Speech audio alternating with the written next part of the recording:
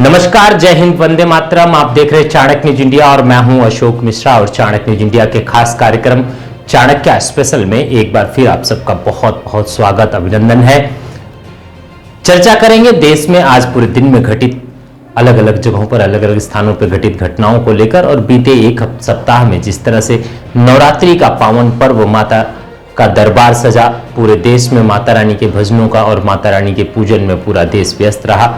साथ ही कल दशहरे के दिन रावण के वध को लेकर पूरा देश हर्षोल्लास के साथ भगवान श्री राम की पूजा अर्चना कर रावण का वध हुआ। मेघनाथ और उसके भाई कुंभकर्ण का भी वध हुआ। प्रधानमंत्री नरेंद्र दामोदर दास मोदी द्वारका यानी देश की राजधानी दिल्ली के द्वारका रामलीला मैदान पहुंचे।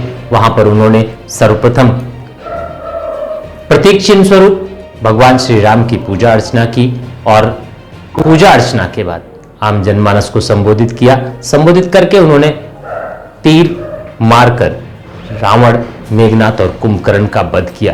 प्रधानमंत्री के इस अंदाज को देखते हुए, जिस तरह से उन्होंने बातें कही, जिस तरह से उन्होंने देश को संबोधित किया, पहले तो उन्होंने देश को दशहरा और नवरात्रि की बहुत बहुत बधाइयां दी। बधाइयां देने के साथ साथ वो राम के संदेशों को आम जनमानस तक पहुंचाने में भी नहीं पीछे हटे और साथ ही कहीं ना कहीं दबी जुबान में राजनीति करने से भी बाज नहीं आए। प्रधानमंत्री ने आम जनमानस को 10 संदेश दिए और 10 बातों पर अमल करने के लिए कहा। साथ ही प्रधानमंत्री ने गगनयान से लेकर भगवान श्री राम के मंदिर में गृह प्रवेश की बात तक को दोहराने से पीछे नहीं हटे। कल के दिन आरएसएस प्रमुख मोहन भागवत ने भी एक बड़ी चिंता जाहिर की और उनका कहना यह था कि देश जिस तरह से विकास की राह पर चल रहा है, ऐसे में कुछ लोगों को वो विकास पसंद नहीं आ रहा है। कुल मिलाकर ये रहा कि दशहरे के दिन भी लोग राजनीति करने से बाज नहीं आए। आइए सुनाता हूं कि आखिर प्रधानमंत्री। साथियों, आने वाले 25 वर्ष भारत के लिए बेहद महत्वपूर्ण है। पूरा विश्व आज भारत की ओर नजर टिकाए हमारे सामर्थ्य को देख रहा है।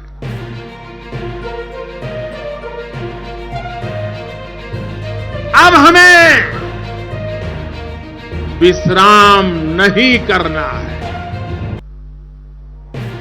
रामचरितमानस में भी लिखा है, राम काज किने बिनु मोही कहां विश्राम। हमें भगवान राम के विचारों का भारत बनाना है। विकसित भारत जो आत्मनिर्भर हो, विकसित भारत जो विश्व शांति का संदेश दे, विकसित भारत जहां सबको अपने सपने पूरे करने का समान अधिकार हो, विकसित भारत जहां लोगों को समृद्धि और संतुष्टि का एहसास हो। राम राज्य की परिकल्पना यही है। राम राज्य बैठे त्रैलोका, हर्षित भये गए सब शोका। यानी जब राम अपने सिंहासन पर विराजे तो पूरे विश्व में इसका हर्ष हो और सभी के कष्टों का अंत हो। लेकिन ये होगा कैसे? और इसलिए मैं आज विजयादशमी पर प्रत्येक देशवासी से 10 संकल्प लेने का आग्रह करूंगा। पहला संकल्प, आने वाली पीढ़ियों का ध्यान रखते हुए हम ज्यादा से ज्यादा पानी बचाएं। दूसरा संकल्प, हम ज्यादा से ज्यादा लोगों को डिजिटल लेन देन के लिए प्रेरित करें। तीसरा संकल्प, हम अपने गांव और शहर को स्वच्छता में सबसे आगे जाएंगे। चौथा संकल्प, हम ज्यादा से ज्यादा वोकल फॉर लोकल के मंत्र को फॉलो करेंगे। मेड इन इंडिया प्रोडक्ट्स का इस्तेमाल करेंगे। पांचवा संकल्प, हम क्वालिटी काम करें। होती है चलती है, जमाना चला गया। हम क्वालिटी काम करेंगे और क्वालिटी प्रोडक्ट बनाएंगे। खराब क्वालिटी की वजह से देश के सम्मान में कमी नहीं आने देंगे। छठा संकल्प, हम पहले अपना पूरा देश देखेंगे, यात्रा करेंगे, परिभ्रमण करेंगे और पूरा देश देखने के बाद समय मिले तो फिर विदेश के लिए सोचेंगे। सातवां संकल्प, हम नेचुरल फार्मिंग के प्रति, प्राकृतिक खेती के प्रति किसानों को ज्यादा से ज्यादा जागरूक करेंगे। आठवां संकल्प, हम सुपर फूड मिलेट्स को, श्री अन्न को अपने रोजमर्रा की जिंदगी में शामिल करेंगे। इससे हमारे छोटे किसानों को और हमारी अपनी शहद को बहुत फायदा होगा। नवा संकल्प, हम सब व्यक्तिगत स्वास्थ्य के लिए योग हो, स्पोर्ट्स हो, फिटनेस को अपने जीवन में प्राथमिकता देंगे। और 10वां संकल्प, हम कम से कम एक गरीब परिवार के घर का सदस्य बनकर उसका सामाजिक आर्थिक स्तर बढ़ाएंगे।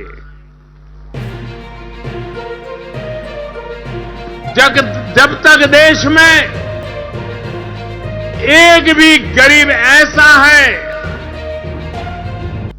जिसके पास मूल सुविधाएं नहीं है, घर हो, बिजली हो, गैस हो, पानी, अगर ये नहीं है, इलाज की सुविधा नहीं है, हम चैन से नहीं बैठेंगे।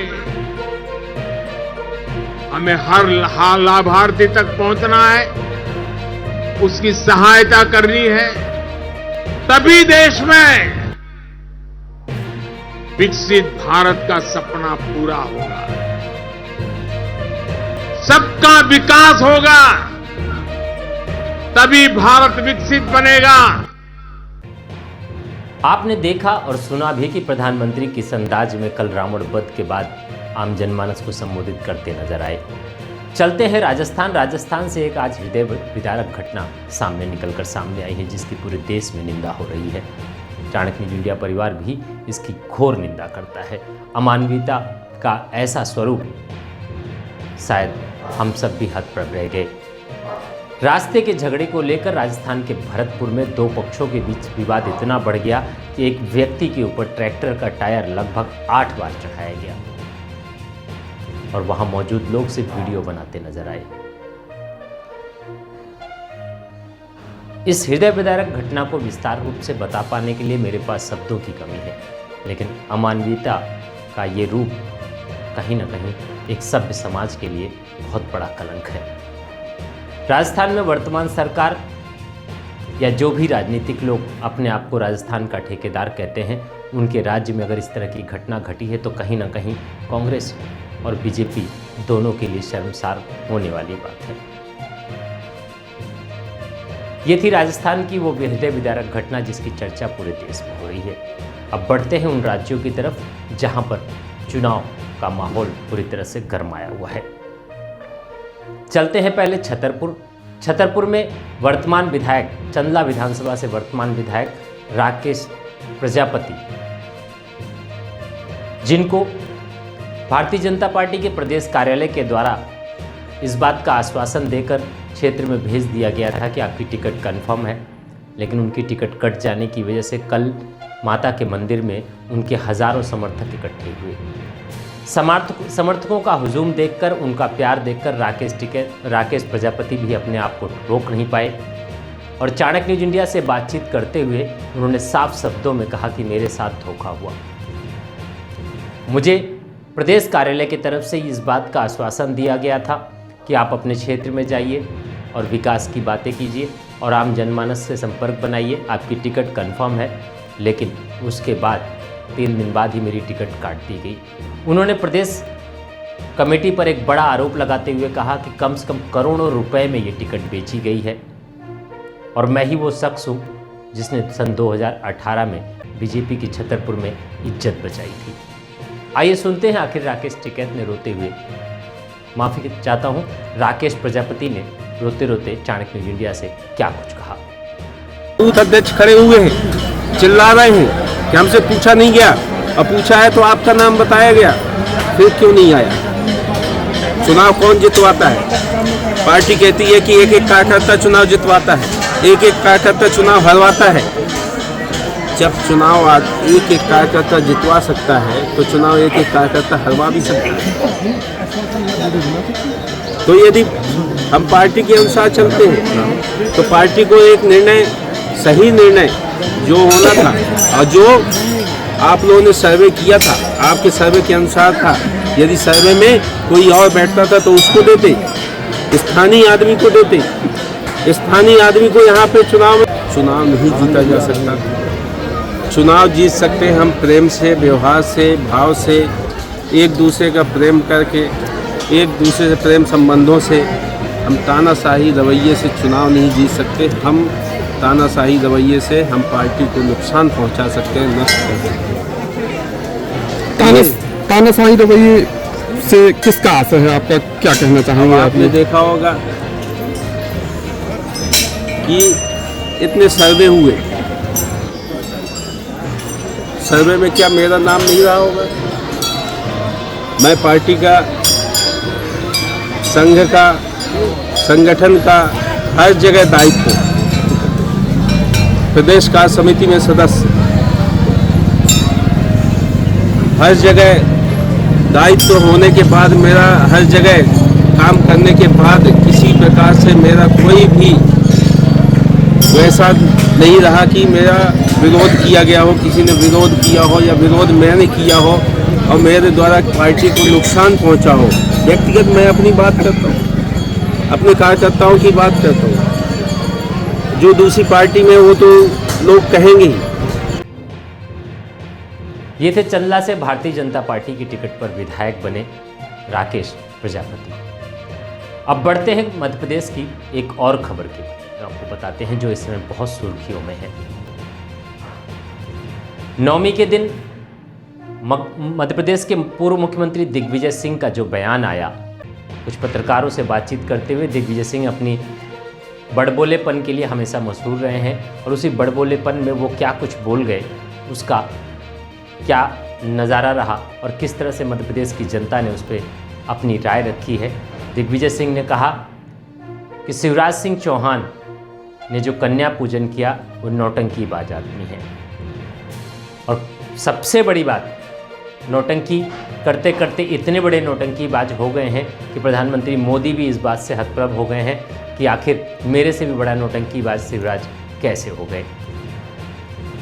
इस बात को चर्चा मिली, आम जनमानस ने इस बात पर विरोध भी जताया और इस बात का विरोध जताते हुए जब मुख्यमंत्री शिवराज सिंह चौहान से इस बाबत पूछा गया तो उन्होंने आखिर क्या कुछ कहा और किस तरह से दिग्विजय सिंह को उन्होंने आड़े हाथों लिया। आइए सुनाते हैं कि शिवराज सिंह चौहान ने क्या कुछ कहा। सरकार की मेरे प्रिय बहनों और भाइयों, कन्या पूजन के पहले मैं 2 शब्द कहना चाहता हूँ, उसके बाद कन्या पूजन करना और उसके बाद आज विजयादशमी की शुभकामनाएं का मुझे कार्यक्रम प्रारंभ होना। कन्याओं का पूजन अपने देश की परंपरा है। बताओ अपन सब कन्याओं का पूजन करते कि नहीं करते? कल मैंने भी कन्याओं का पूजन किया और मैं हर कार्यक्रम में कन्या पूजन जरूर करता हूँ। और कन्या पूजन अकेला नहीं, मैं बहनों को भी पैर धोते पानी के नाते से बताओ बहनों को देवियां मानना चाहिए कि नहीं? मैं करता हूं। लेकिन कल कांग्रेस के नेता दिग्विजय सिंह ने ये कहा कि ये शिवराज नाटक नौटंकी कर रहा है। कन्या पूजन को नाटक नौटंकी। आप बताओ बहनों और भाइयों, कन्या पूजन नाटक नौटंकी है क्या? अरे जोर से बताओ, नाटक नौटंकी है क्या? हजारों साल पहले से भारत में कन्याओं को देवियां मानते हुए पूजा करते हैं। ये पूरा देश करता है, हर गांव करता है, हर घर करता है। बताओ सबने कन्या पूजन किया कि नहीं? नाटक नौटंकी कर रहे हैं। शर्म आनी चाहिए दिग्विजय सिंह जी। ये भारतीय संस्कृति का अपमान है। कन्या पूजन का विरोध करना, नाटक नौटंकी बनाना, ये भारतीय परंपराओं का अपमान है, सनातन धर्म का अपमान है। ये सनातन धर्म की परंपरा है कन्याओं का पूजन। ये सनातन धर्म की परंपरा का भी अपमान करते हैं,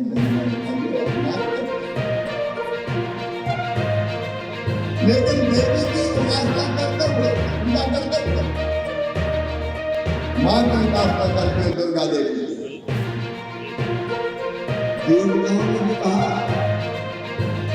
कि हे मां, ये जगत में जितनी स्त्रियां हैं सब तेरी ही मूर्ति है। मां तेरी ही मूर्ति है, वो दुर्गा सबकी है। तो मैं तो मेरी बहनों को मैं देवी की मूर्तियां मानता हूं, इसलिए तुम्हारे गाँव में और आज भी रहूंगा, कन्याओं में भी रहूंगा। और मुझे गर्व है कि मैं भारतीय संस्कृति का उपासक हूँ और सनातन की परंपरा का पालन करता हूँ। ये कुछ भी कहते हैं कांग्रेस वाले, इस साल से मैं बात करता हूँ क्योंकि आज है जो पूरे मध्य प्रदेश को मैं संदेश दूंगा। लेकिन पहले कन्या पूजन में बहन को करूंगा, गाँव को खाऊंगा और पानी माँ को लगाऊंगा। मेरी बहनों को मेरी दीदी की बेहतर बनाने में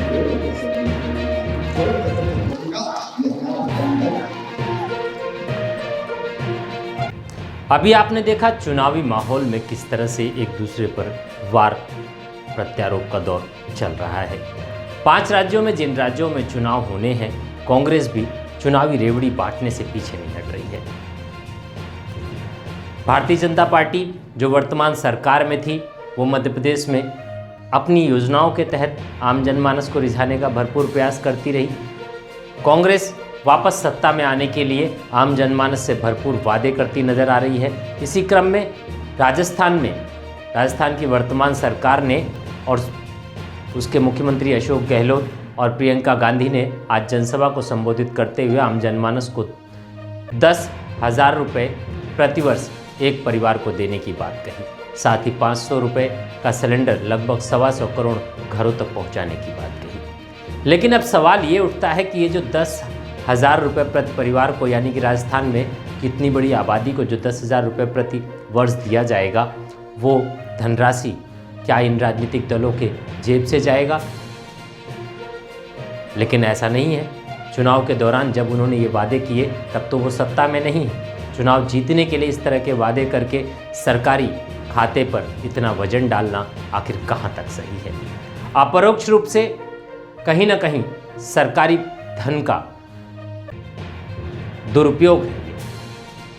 कहीं ना कहीं आम जनमानस को भी अब इस बात पर विचार करने की आवश्यकता है और साथ ही चुनाव आयोग को भी ये जो चुनावी रेवड़ी की बात की जाती है, बड़े बड़े वादे चुनाव में कर दिए जाते हैं और जीतने के बाद, सत्ता में आने के बाद इन वादों की तरफ कोई ध्यान नहीं दिया जाता। अब इस देश को आवश्यकता है कि कहीं ना कहीं इस चुनावी रेवड़ी पर भी रोक लगानी चाहिए, या फिर उन राजनीतिक दलों से इस बात का सवाल करना चाहिए कि जो आप वादे कर रहे हैं, जो चुनावी रेवड़ी आप बांट रहे हैं, इसको आप कहां से पूरा करेंगे, इसका कितना प्रतिशत आप सरकारी खाते से देंगे और कितना प्रतिशत आप अपने राजनीतिक दल से देंगे। और शायद अगर इस तरह का कोई प्रयास किया जाए तो ये चुनावी रेवड़ी, जो चुनावी वादे बड़े बड़े करने की बात की जाती है या किए जा रहे हैं, जिस तरह से कोई 10,000 रुपये प्रति वर्ष परिवार को देने की बात कर रहा है, कोई कह रहा है कि मैं तो सारा कुबेर का खजाना ही खोल दूंगा आपके लिए। तो इस तरह की जो बातें हैं, कहीं इन पर रोक लगना आवश्यक है, क्योंकि इस देश का जो चुनाव है वो एक अलग अंदाज लेता नज़र आ रहा है। आइए छोड़ जाते हैं इस एक बड़े सवाल के साथ कि चुनाव के दौरान जो ये लाखों करोड़ों अरबों रुपया खर्च करके चुनाव जीता जाता है, जीतने के बाद चुनाव में किए वादों को पूरा करने के लिए सरकारी खातों से जो अरबों खरबों रुपए की धनराशि निकाली जाती है, आखिर वो धनराशि किसके जेब से होती है, ये एक बड़ा सवाल आज मैं इस देश की जनता के सामने छोड़कर जा रहा हूँ। वापस लौटूंगा कुछ बड़े और सवालों के साथ, जिनको आपको सोचने पर शायद विवश होना पड़ेगा। फिलहाल चाणक्य स्पेशल में आज इतना ही। दीजिए मुझे इजाज़त, कल फिर लौटूंगा और कुछ और विषयों पर बातचीत करेंगे। देखते रहिए चाणक्य न्यूज इंडिया। और चाणक्य न्यूज इंडिया को अब आप देख सकते हैं DTH फ्री डिश के DTH OTT प्लेटफॉर्म पर, जिसको आप प्ले स्टोर से डाउनलोड कर सकते हैं। मीडिया 9 OTT प्लेटफॉर्म पर देख सकते हैं और अन्य कई बड़े OTT प्लेटफॉर्म्स पर आपको चाणक्य न्यूज इंडिया देखने को मिल सकता है। साथ ही प्ले स्टोर पर जाकर आप हमारे मोबाइल ऐप को डाउनलोड करके भी 24 घंटे हमारे लाइव खबरों के साथ जुड़े रह सकते हैं। आप हमारे साथ, आपका ये प्यार, ये दुलार ही हमारी ताकत है। आपकी राय और आपका कमेंट हमारे लिए बहुत ही आवश्यक है। हमारा मोबाइल नंबर है 9643761495। इस नंबर पर आप हमें व्हाट्सएप भी कर सकते हैं या कॉल करके भी अपना सुझाव हमें दे सकते हैं। फिलहाल देखते रहिए चाणक्य न्यूज इंडिया। जय हिंद, वंदे मातरम। शुरू करने से पहले एक बार मेरे साथ शाकंभरी माता की, सालासर बालाजी महाराज की, खाटू श्याम जी की, बावलिया बाबा की और आपकी इस पवित्र मिट्टी की भी मेरी तरफ से जय। आपकी ये जो मिट्टी है, इसने देश को बहुत कुछ दिया है। शीशा मोला जी जैसे नेता,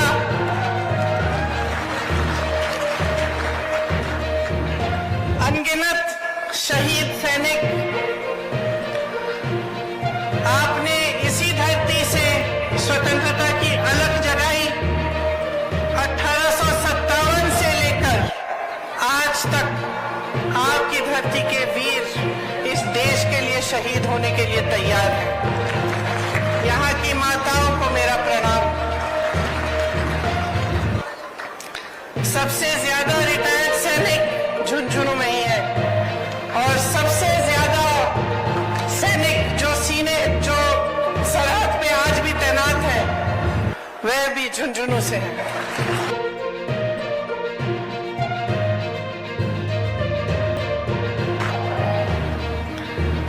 बिरला, दालमिया, सिंह,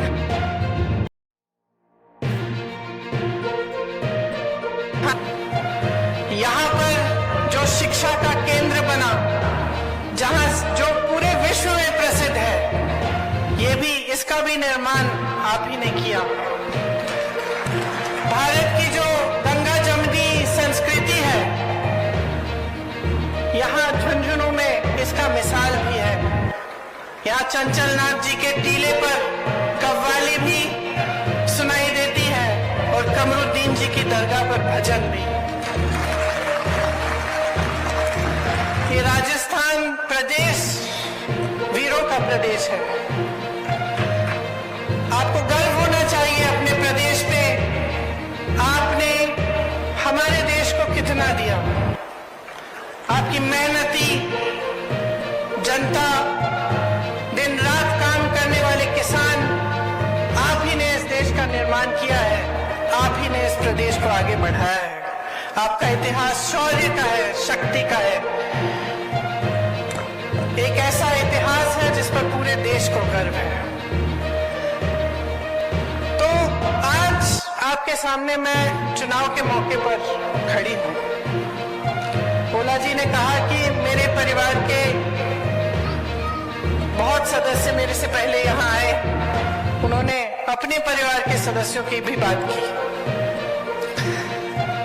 शायद पायलट जी ने आस्था की बात की कि किस तरह से झुंझुनू के लोगों ने इन नेताओं में अपनी आस्था रखी। चुनाव आता है तो हर पार्टी के लोग, हर पार्टी के नेता आते हैं, सबके भाषण सुनते हैं आप। कभी कभी मेरे मन में आता है कि सबके भाषण एक ही लगते हैं मुझे। हम उनको दोष देते हैं, वो हमें दोष देते हैं।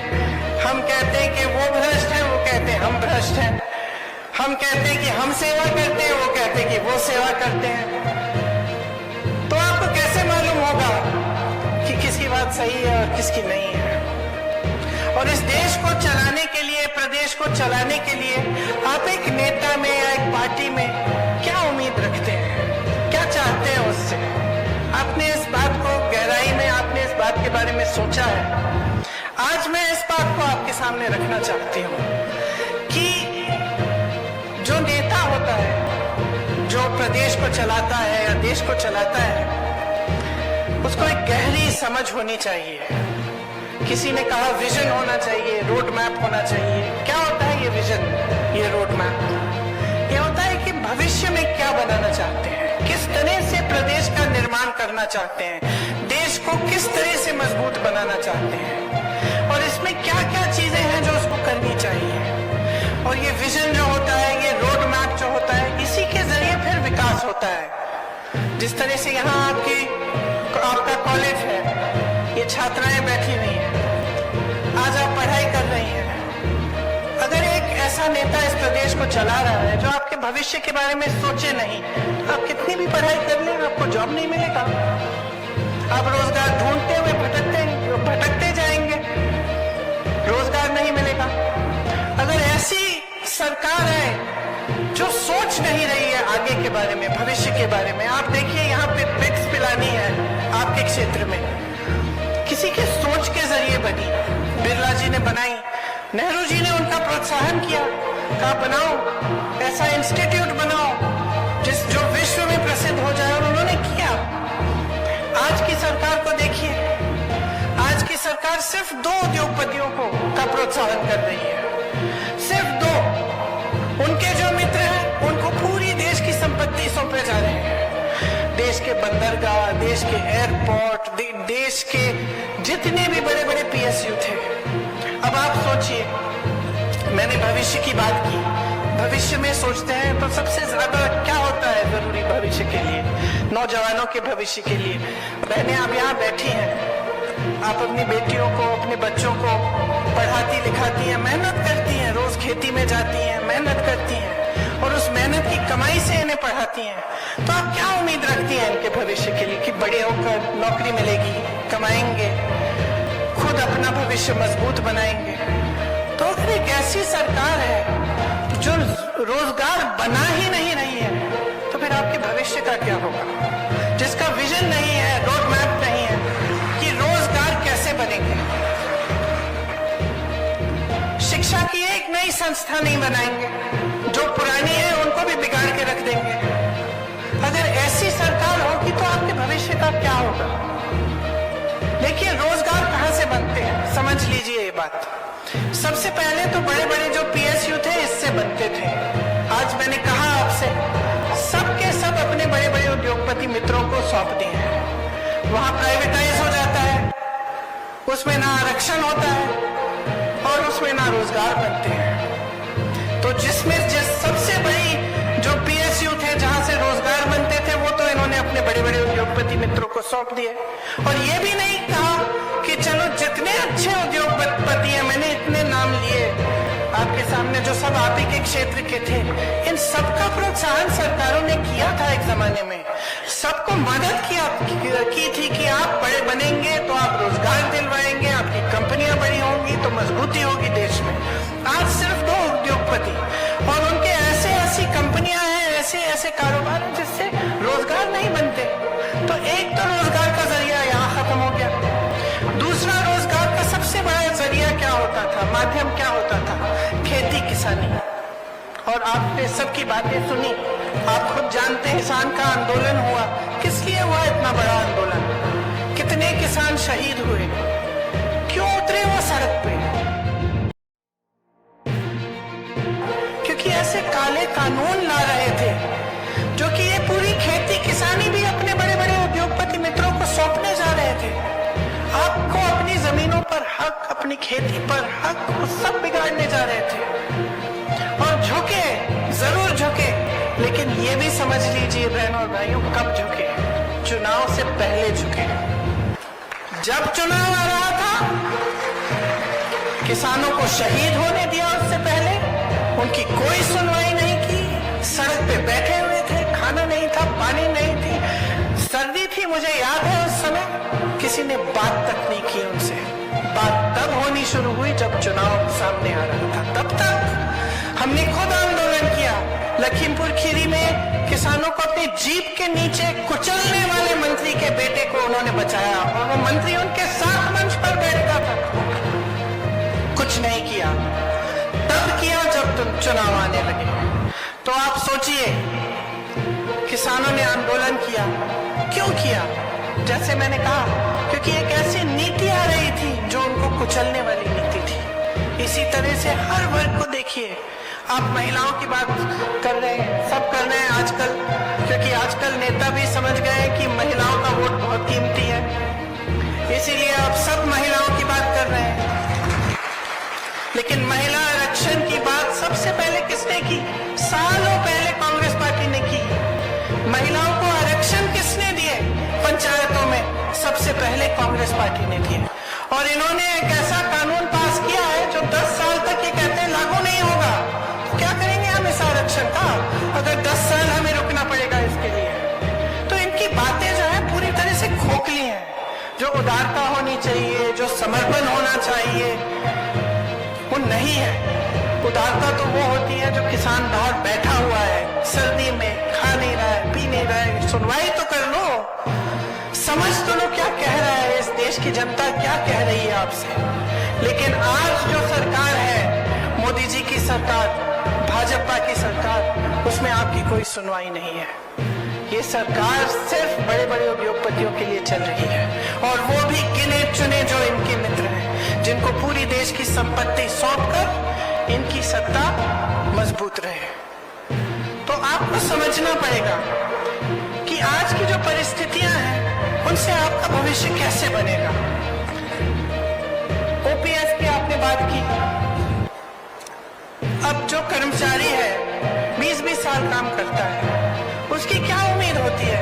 और सरकारी नौकरी, मुझे याद है बचपन में भी जब मैं छोटी थी तो मुझे याद है कि बहुत लोग आते थे कि सरकारी नौकरी किसी तरह से, इंदिरा जी से कह दीजिए, पिताजी से कह दीजिए, किसी तरह से हमारी लग जाए तो हमारा जीवन बन जाएगा। किस लिए कहते थे ये बात?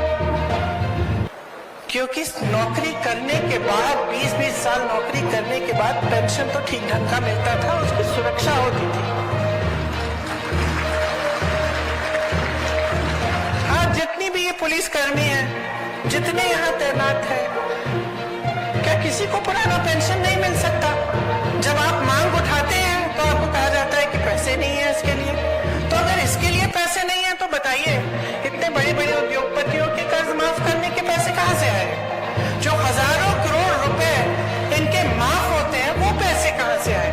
जो मोदी जी 2 हवाई जहाज अपने लिए विदेश में जाने के लिए खरीदते हैं, एक 8,000 करोड़ का, दूसरा 8,000 करोड़ का, 16,000 करोड़ के 2 हवाई जहाज सिर्फ अपने लिए खरीदते हैं, उसके लिए पैसे हैं। 20,000 करोड़ रुपए के आपके पास है खर्चने के लिए नए संसद को बनाने के लिए, जबकि पुराना संसद ठीक तरह से चल रहा है। उसका सुंदरीकरण करने के लिए आप 20,000 करोड़ रुपए खर्च करने के लिए तैयार हैं, लेकिन किसान की मांग, किसान का कर्ज माफ नहीं करेंगे।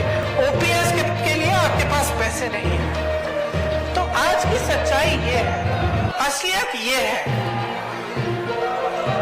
आपने देश को अनगिनत शहीद दिए, सरकार ने क्या किया, आपके लिए अग्निवीर ले आए। जब मैं किसानों के लिए लखीमपुर खीरी में आंदोलन कर रही थी, उस समय जब इन्होंने किसानों को कुचला था जीप के नीचे, तो हम उनके परिवार से मिलने के लिए जाना चाह रहे थे, हमें रोक दिया गया। तो हमने, रात का समय था, हम निकल गए अपनी गाड़ी से, हम चले गए कि हम किसी न किसी तरह हम पहुंचेंगे परिवारों के पास। पुलिस ने सब जगह वो नाकाबंदी की हुई थी, हमें ढूंढ रहे थे, हम ऐसे ही निकल गए गाड़ी में पीछे छुप के। 4 बजे रात को हम एकदम एक दूर एक गांव में थे, कुछ नहीं था वहां, बिजली नहीं थी, कुछ नहीं था, और हम इंतजार कर रहे थे कि हमारे कुछ साथी जाके देखेंगे पुलिस कार खड़ी है, हम दूसरी तरफ से निकले। तो मैंने देखा कि कम से कम 30-40 बच्चे 3:30 बजे सुबह सड़क पे आ गए। तो मैंने अपने साथियों से पूछा, ये क्या हो रहा है? अरे दौड़ लगाने आए हैं। मैंने कहा, दौड़ किस लिए अभी इस समय? कहते नहीं, ये दौड़ लगाने आए हैं क्योंकि सेना में भर्ती होना चाहते हैं। तो मैंने खुद अपनी आंखों से देखा है कि यूपी के गांव-गांव में, हरियाणा के गांव-गांव में, राजस्थान के गांव-गांव में ये एक उम्मीद है नौजवानों में कि हम सेना में भर्ती होंगे, हमारा जीवन बनेगा, हमें अच्छी नौकरी मिलेगी और हम देश के लिए शहीद हो सकते हैं। और ये आशा, ये उम्मीद अपने दिल में रखते हैं कि हम देश की रक्षा करेंगे, हम देश की सुरक्षा करेंगे। बदले में क्या मिला? 4 साल की स्कीम कि आप सुबह ऐसी दौड़ लगा रहे हो, ट्रेनिंग कर रहे हो, हर तरह की मुश्किलों का सामना करके आप सेना में भर्ती होने की कोशिश करेंगे, और सेना में भर्ती होने के बाद 4 साल बाद आप घर वापस आ जाएंगे और आपको वो भी बेनिफिट्स नहीं मिलेंगी जो बाकी सेना में मिलती है। तो आजकल जब मुझे नौजवान मिलते हैं, मुझे कहते थे हम तो इस बार तो हम भरेंगे ही नहीं एप्लीकेशन, हम भर्ती ही नहीं होना चाहते, क्या फायदा है दीदी? तो जहां जहां आप देखो, ये सरकार आपको दबाने की कोशिश करती है और आपके भविष्य को नकारती है, सिर्फ अपनी सत्ता, अपना भविष्य देखना चाहती है। आज बेरोजगारी इस देश में 45 सालों में सबसे ज्यादा बढ़ गई है। जैसे मैंने कहा, जहां जहां से रोजगार बनना था वो तो खत्म कर दिया आपने। जो छोटे कारोबार थे, छोटे बिजनेस, छोटी दुकानें, यहां से भी रोजगार बनते थे, क्या किया? नोटबंदी लाए, जीएसटी थोप दी, अब हर चीज पे जीएसटी, सब कुछ महंगा हो गया, दुकानदार अपनी कमाई नहीं कर पा रहा। तो जहां जहां से रोजगार बनने थे वो सारा खत्म कर डाला। ऊपर से महंगाई इतनी बढ़ा दी कि प्रदेश की सरकारें आपके लिए महंगाई राहत कैंप लगा रही है। आपके लिए प्रदेश की अशोक गहलोत जी की सरकार महंगाई राहत शिविर लगा रही है, क्योंकि महंगाई भाजपा की जो देश में जो सरकार है केंद्र में, उन्होंने इतनी बढ़ा दी है। मेरी बहनें बैठी हैं, आपको मालूम है जब कुछ पकाना पड़ता है या कोई त्योहार होता है, अभी दशहरा था, अब दिवाली आएगी, तो मन में क्या बात है कि किस तरह से मैं करूंगी। आप कुछ खरीदना चाहते हैं घर के लिए, धनतेरस आएगा, धनतेरस पे खरीदना चाहती हैं, तो आपके दिल में हमेशा ये बात होती होगी कि कैसे करूंगी, कमाई तो कम हो रही है, महंगाई इतनी बढ़ रही है, बच्चों को पढ़ाना है, उनको स्कूल भेजना है, उनकी फीस भरनी है, उनकी किताबें खरीदनी है, उनके कपड़े जूते खरीदने हैं, कोई बीमार पड़ जाता है उसका इलाज कराना है। यहाँ तो प्रदेश सरकार ने आपको इतनी मदद दी है, महंगाई राहत शिविर लगाए हैं, इलाज के लिए 25 लाख का बीमा है, 25 लाख का इलाज मुफ्त। जब मैं दूसरे प्रदेशों में जाती हूँ और ये बात कहती हूँ तो चौंक जाते हैं। वहां तो अगर कोई बीमार पड़ता है तो दिल में इतना टेंशन हो जाता है, इतनी घबराहट हो जाती है कि किस तरह से हम इसका इलाज भी कराएंगे। तो ये परिस्थितियां हैं आज की। तो इन सबको आप अच्छी तरह से जब समझेंगे और आप जागरूक बनेंगे कि किस तरह की सरकार आप चाहते हैं, किस तरह के नेता चुनना चाहते हैं। क्या आप ऐसे नेता चाहते हैं जो सिर्फ अपना ही भविष्य देखते रहे, अपनी सत्ता में रहने का काम करते रहे और आपके बारे में सोचे ही नहीं? चुनाव आए तो धर्म की बातें शुरू। तो आपका काम है कि नहीं है, आपका दायित्व है, आपका धर्म होना चाहिए और आपका कर्तव्य है कि आप नेता को जवाबदेह बनाओ। और असलियत यह है बहनों और भाइयों जवाबदेही खत्म हो गई है। वो समझ गए हैं कि चुनाव के समय धर्म की बात कर लो, जाति की बात कर लो, सबके जज्बात उससे जुड़े हुए हैं। सबको डरा लो, सबको कह दो कि हम धर्म की सुरक्षा नहीं करेंगे तो ऐसा हो जाएगा, वैसा हो जाएगा, और वोट मिल जाएंगे। ये समझ गए हैं कि काम करने की जरूरत नहीं है, सिर्फ धर्म का नाम लीजिए, जाति का नाम लीजिए, चुनाव के समय वोट बटोरते जाइए।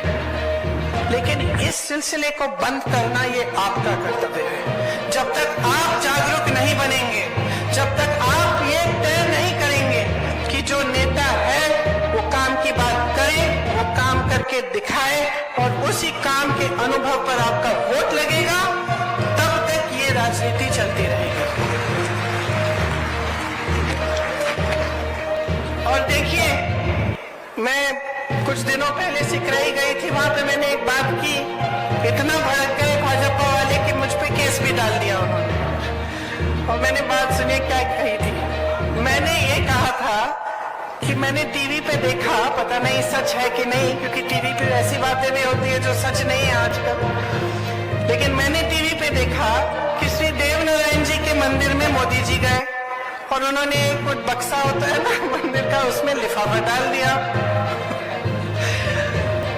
हाँ, फिर उस लिफाफे को 6 महीने के लिए किसी ने खोला नहीं कि मोदी जी ने डाला है।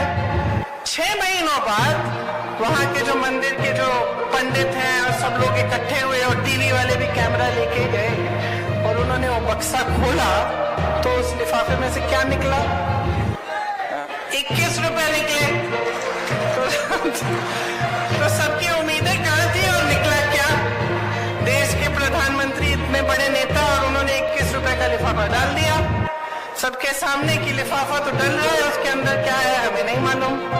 तो देखिए, मैं तो समझ गई कि ये मोदी जी का लिफाफा खाली है।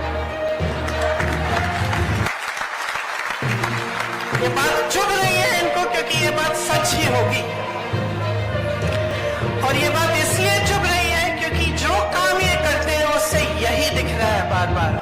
वो कहते हैं महिलाओं के लिए आरक्षण, आरक्षण कब आएगा? 10 साल बाद। बिल पास हुई, अभी आरक्षण आएगा 10 साल बाद। इसका मतलब क्या है? मोदी जी का लिफाफा। हमने जाति जनगणना की बात की, इन्होंने ओबीसी वर्ग के लिए बोला कि हम आगे बढ़ाएंगे, हम खूब काम करेंगे एससी, एसटी, ओबीसी के लिए। फिर जब हमने जाति जनगणना की बात की, फिर से मुंह बंद, कुछ नहीं कहते। क्यों? क्योंकि मोदी जी का लिफाफा। ईआरपीसी का वादा किया, 10 साल निकल गए, बनाया उन्होंने? नहीं बनाया ना। क्यों? क्योंकि मोदी जी का लिफाफा। देखिए, इनके सिर्फ खाली घोषणाएं, खोखली घोषणाएं, खाली लिफाफे हैं। जो भी घोषणा करते हैं उसको जमीन पे उतारते नहीं है। आज कांग्रेस की सारी सरकारें जितनी भी गारंटी दी है, जितनी घोषणाएं की हैं, आज जमीन पर उतार रही है। छत्तीसगढ़ को देखिए, राजस्थान को देखिए, हिमाचल प्रदेश को देखिए, कर्नाटका को देखिए, और मेरी बातों पे मत जाइए। ये नौजवान बच्चे बैठे हैं, मेरी बातों पे मत जाओ, इंटरनेट पे जाओ, देखो कि कौन से प्रदेशों में कौन सी गारंटी लागू हो रही है कि नहीं, और आपको खुद दिखेगा। आपका अपना अनुभव है, आप महंगाई शिविर कैंप में गए होंगे, आपको यहाँ की प्रदेश की सरकार ने जितनी भी सुविधाएं दी हैं, आपको उसका अपना अनुभव होगा। तो आप मन बना लीजिए इस बार। कांग्रेस की बहुत सारी परियोजनाएं हैं, इधर बड़ी लंबी लिस्ट है, स्वास्थ्य, भोजन, शिक्षा, सब चीज। पूरे देश में राजस्थान आज स्वास्थ्य का अधिकार देने वाला पहला राज्य है। स्वास्थ्य बीमा मैंने आपसे कहा 25 लाख रुपए तक है। ग्रामीण क्षेत्रों के लिए 1000 इंदिरा रसोई चल रही है, जिसमें 8 रुपए में आपको भरपेट भोजन मिल रहा है। कहीं नहीं हो रहा है ये किसी प्रदेश में। Indira Gandhi gas cylinder subsidy योजना के तहत 500 रुपए का आपको गैस सिलेंडर मिलता है। इन्होंने 1200 तक इसका दाम कर दिया था, बढ़ा दिया था। अब चुनाव आ रहा है, उसको घटाने जा रहे हैं, वो भी अपने प्रदेशों में। तो आपको देखना चाहिए कि क्या हो रहा है आपके साथ। धोखा हो रहा है, खोखली बातें हो रही है। हमारी सरकार ने यहाँ 1 करोड़ से ऊपर उपभोक्ताओं का बिजली बिल शून्य बनाया है। आपको बिजली बिल शून्य की मिलती है। यहाँ आज मिनिमम इनकम गारंटी एक्ट लागू है। मिनिमम इनकम गारंटी का मतलब है कि जो भी नौकरी करता है, काम करता है, उसको इससे कम पैसे नहीं मिलने चाहिए, इसकी गारंटी है। 5 लाख गिग वर्कर्स को कानूनी सुरक्षा दी है। जैसे जो यहाँ से गांव से बड़े बड़े शहरों में जाते हैं काम करने के लिए, कोई उनकी सुरक्षा नहीं देखता। कोई ये नहीं देखता कि वो नौकरी कर रहा है, उसको कितने पैसे मिल रहे हैं। तो इसलिए उनके लिए खास ये योजना बनाई गई है। 12वीं तक शिक्षा निःशुल्क हो गई है आपके प्रदेश में। 309 नए कॉलेज बने हैं, 9 नई सरकारी यूनिवर्सिटियां खोली हैं, 2500 महात्मा गांधी राजकीय स्कूल खोले हैं। हर जिले में अस्पताल और नर्सिंग होम है। सरकारी नौकरियों में ठेका प्रथा खत्म कर दिया गया है। 21 लाख किसानों को 14,000 करोड़ का कर्ज माफ किया है। हमने ये नहीं कहा कि पैसे नहीं है इसके लिए। अन्नपूर्णा फूड पैकेट के माध्यम से आपको गेहूं, दाल, चीनी, तेल, नमक और मसाले सब कुछ मिलता है। केंद्र की कुनीतियों को कांग्रेस ने यहाँ पर आपके प्रदेश में रोकने की कोशिश की है, आपको मदद करने की कोशिश की है। आप इनकी वजह से जूझ रहे हैं और हम आपको मदद करने के लिए, आपकी सहायता करने के लिए सब कुछ करने की कोशिश कर रहे हैं।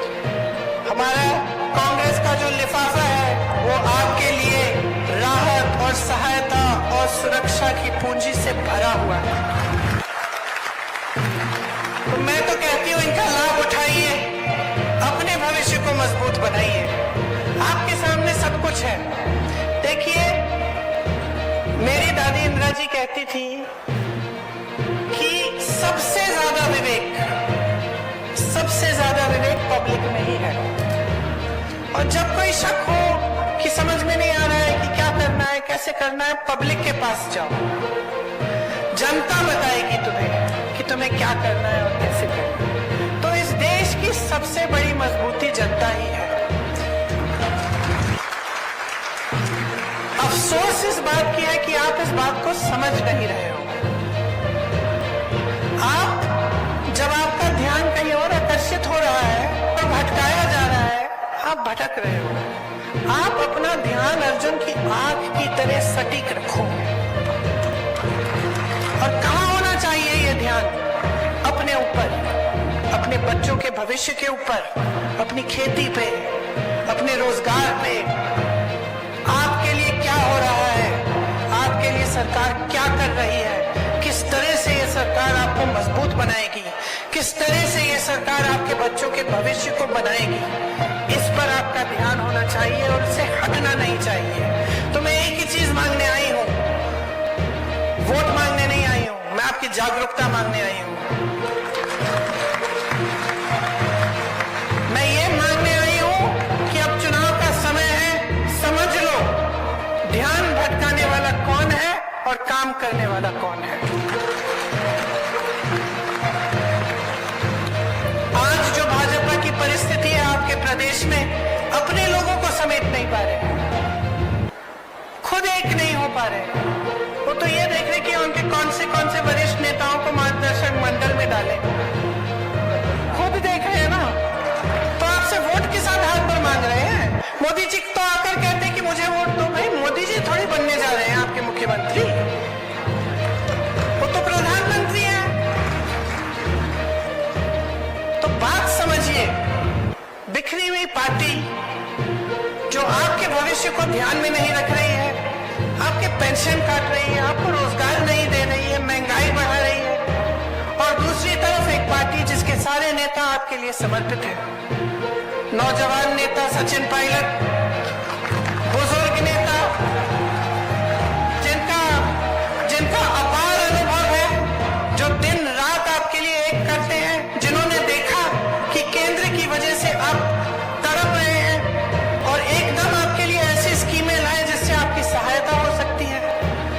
तो आपके सामने एक चुनौती है, आप अपने भविष्य को चुनोगे या फिर ऐसी राजनीति को चुनोगे जो आपको भटकाए जाए